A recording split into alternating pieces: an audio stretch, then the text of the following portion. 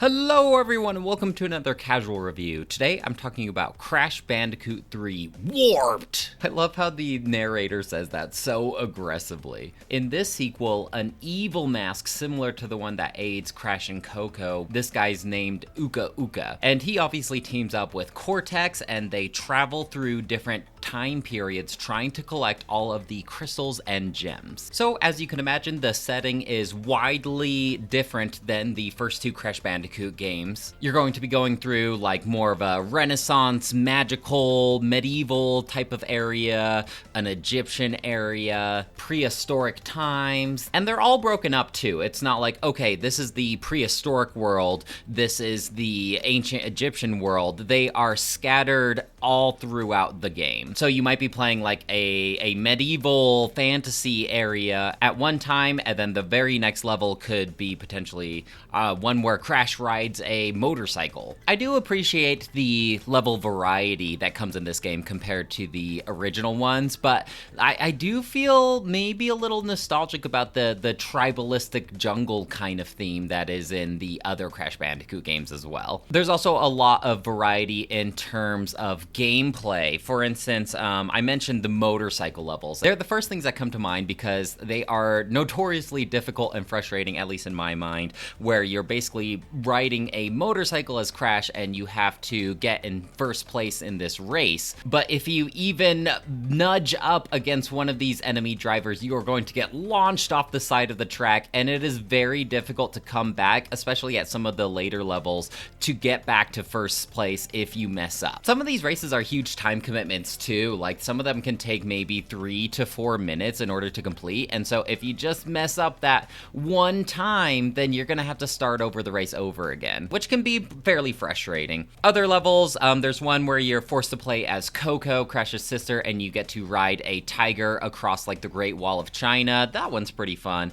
There are sections when you're like flying in this little airplane and you're in these dog fights and you're trying to shoot down blimps. There's another one where you're playing as Coco and you're riding on this jet ski across the water and there's like pirate ships shooting at you. So yeah, it does mix up the traditional platforming gameplay, but at the same time, it can begin to feel a little gimmicky, especially for some of those vehicle levels that you don't like the motorcycle level in my case. This game is similar length compared to Crash 2, which is interesting because in my head, I always remembered this game as being so much bigger than Crash 1 and 2, but that isn't the case. I think there's maybe 25, 26 main levels with side content, obviously, like bonus levels, and then they're broken up in worlds, and so there's like 5 different worlds, I want to say. At the end of each one of these worlds, there's a boss similar to how it was in Crash 1 and 2, and as you are loading into these levels, the boss's head will pop up and kind of taunt you,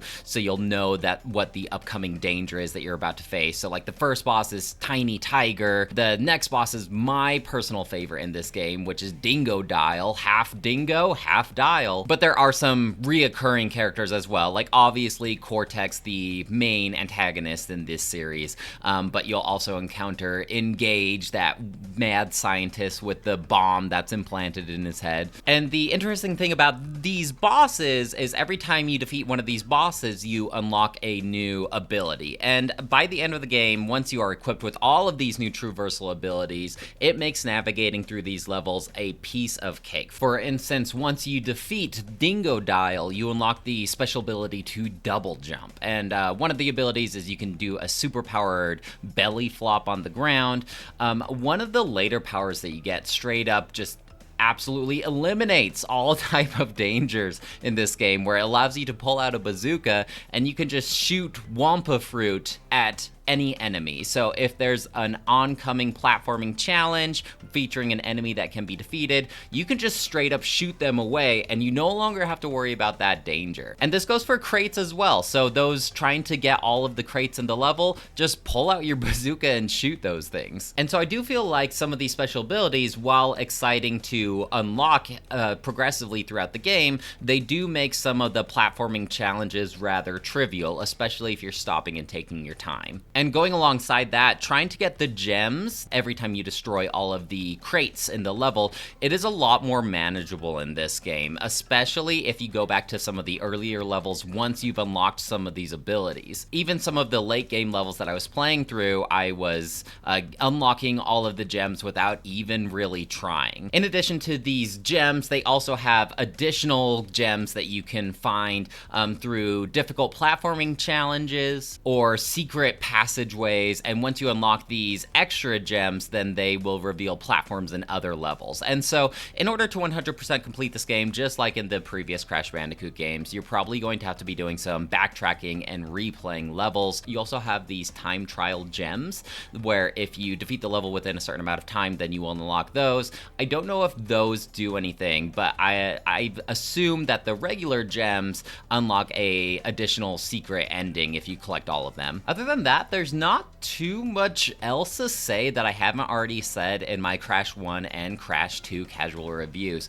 I remember this Sane Trilogy being so much longer, and I think that's where you're kind of intended to go back and 100% complete these games, especially if you're only getting 3 to 4 hours out of playing it normally and just collecting the crystals. And so if you really want to extend your gameplay, you are kind of expected to go back and get all of those crates to get all of the gems, if that's what you're interested in.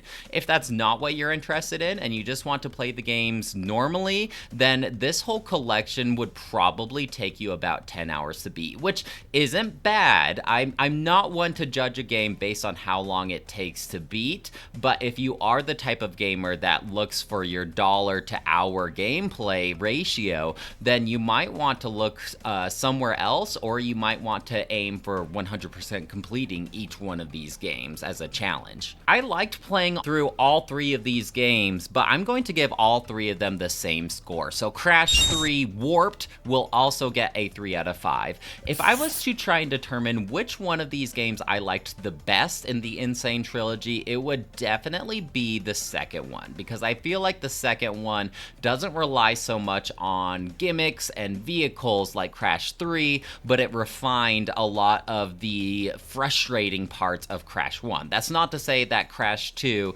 is streamlined the way that I would prefer. There's definitely a lot of frustrations and complications with that game as well, but I think I had the most enjoyable time, the most core Crash Bandicoot experience by playing Crash 2. I'm sure nostalgia has a lot to do with that as well, because that is the one that I played the most of as a child. Well guys, that's it for me. Let me know what you think about Crash Bandicoot 3 Warped or the Crash Bandicoot Sane Trilogy, and I'd love to hear what you have to say.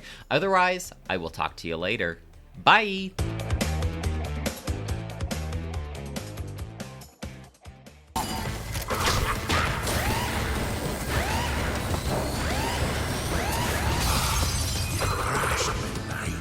No worries, you'll soon be up against much worse.